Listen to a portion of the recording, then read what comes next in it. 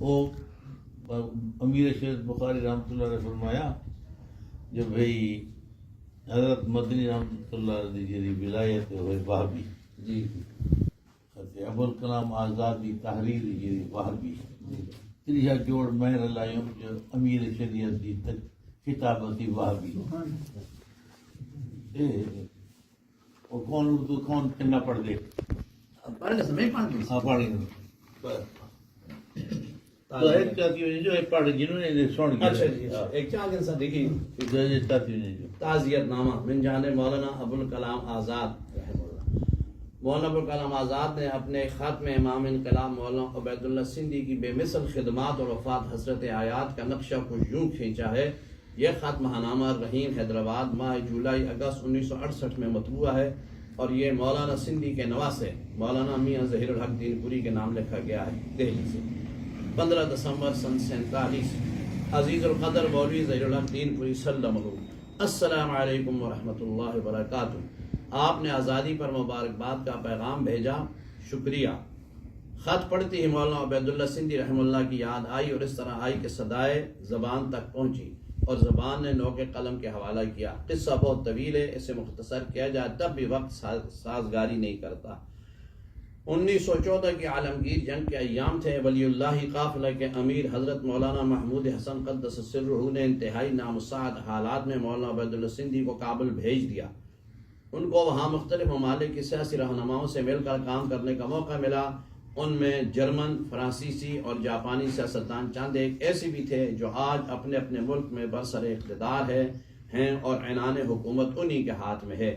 یہ لوگ اس وقت کے سیاسی رفیق یا مشیر ہیں کہ جب مولانا نے کابل میں حکومت موقتہ قائم کی، خود اس کے وزیر ہند منتخب ہوئے اور ریشمی خطوط کی تحریک چلا کر برٹش حکومت کو للکارا اور میدان جنگ میں شکست دے کر اپنا موقف منوایا۔ برطانوی نمائندہ نے جنگ کے خاتمہ پر مصالحتی دستاویز پر دستخط کرتے ہوئے حکومت کابل کی خود مختاری کا اعلان کیا، ہندوستان کے مطالبہ آزادی کو تسلیم کیا اور بتدریج ہند کو چھوڑنے کی وضاحت کر دی۔ اس کا انتقام برٹش حکومت نے امیر امان اللہ خان سے لے لیا، مگر مولانا عبید اللہ سندھی رحمۃ اللہ کا کچھ بھی نہ بگاڑ سکی۔ یہ مولانا کا ذاتی سیاسی اثر تھا جس سے وہ مرعوب تھی۔ 25 سال کی جلاوطنی کے بعد 1939 میں جب یہاں پہنچے تو دوسری جنگ کا آغاز تھا۔ انہوں نے اپنی تحریک کانگریس میں پیش کرنے کے لیے میدان ہموار کیا۔ گاندھی جی تک نے اس تحریک کی مخالفت کی، اس کے باوجود ہندوستان چھوڑ دو کا نعرہ ہاؤس نے مار دیا اور اس کی گونج بکنگم پیلس سے ٹکرائی۔ یہ سب کچھ مولانا نے باہر بیٹھ کر کیا، کسی بھی بحث میں حصہ نہیں لیا اور نہ ہی کبھی کسی اجلاس میں شرکت کی۔ یہ فن صرف وہی جانتے تھے، ماشاءاللہ۔ ایک ملاقات میں چائے پر میں نے ان کے چہرے سے کچھ ایسا تاثر قبول کیا کہ جس کی بنا پر ان سے پوچھ بیٹھا۔ فرمایا کہ چاہتا ہوں سبھاش اسی وقت باہر چلے جائیں۔ کچھ دیر خاموش ہو کر رخصت ہوئے اور اوکھلے اپنی قیامگاہ پر چلے گئے۔ دوسرے دن اوکھلے سے دہلی کو ملانے والی آٹا میل لمبی سڑک کے ایک ویران گوشہ میں سبھاش سے ان کی ملاقات ہو گئی۔ دوسری ملاقات ان کی بالی گنج کلکتہ میں ہوئی۔ اسی ملاقات میں اسے جاپان کے لیے رخصت کیا۔ حکومت جاپان کے نام وزیر ہند حکومت موقتہ کی حیثیت سے اسے ایک شناختی کارڈ دیا اور وہاں کے فوجی بورڈ کے سربراہ کے نام اپنا ذاتی پیغام سبھاش کے وہاں پہنچنے پر حکومت جاپان نے فوج میں ان پر اپنے اعتماد کا اعلان کیا۔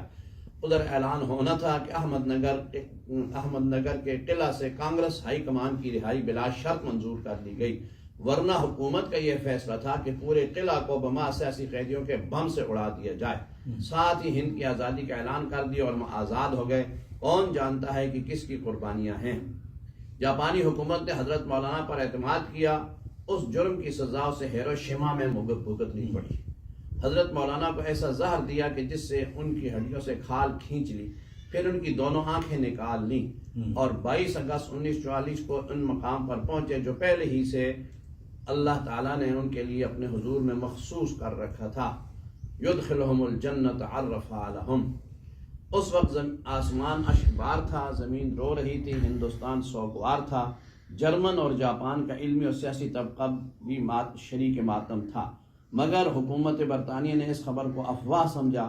تاج کے حکم سے واسرائے ہند کے ذریعے ایک تحقیقاتی محکمہ قائم ہوا اس نے برطانیہ کے تمام سفارت خانوں سے رابطہ قائم کیا، تب کہیں جا کر اطمینان نصیب ہوا، اور 1 ستمبر 1945 کو پورے 1 سال 9 دن بعد سرکاری طور پر اس امر کی تصدیق کی کہ مولانا واقعی فوت ہو گئے ہیں۔ حضرت سندھی کی وفات 1945 میں ہوئی، 44 میں۔ ایک انقلابی کو ترازو کے ایک پلڑے میں ڈال دیں اور پوری دنیا کو دوسرے پلڑے میں، تو وہ ایک پوری دنیا پر بوجھ ہوتا ہے۔ اب صرف ایک بات باقی ہے، اور اس یاد کے ساتھ غم صرف اس کا نہیں یہ لوگ جدا ہو گئے، غم اس کا ہے وہ دنیا ہی مٹ گئی جس دنیا کی مخلوق تھے۔ ہم اس کاروان رفتہ کے پسماندگان رہ گئے ہیں، جنہیں نہ تو قافلہ کا سراغ ملتا ہے، نہ منزل سے آشنا ہو سکتے ہیں، نہ ہمیں کوئی پہچانتا ہے، نہ ہم کسی کے شناسا ہیں۔ فَمِنْهُمْ مَنْ قَضَى نَحْبَهُ وَمِنْهُمْ مَنْ يَنْتَظِرُ۔ آزادی ست مبارک ان شہداء کو، اور اللہ تعالیٰ کی کروڑ رحمت ان کی تربت پر ہوں۔ میں خیریت سے ہوں، الحمدللہ، اپنی خیریت سے مطلع کرتے رہا کریں۔ والدہ صاحبہ کی خدمت میں سلام عرض کر دیں۔ والسلام ابو ہونے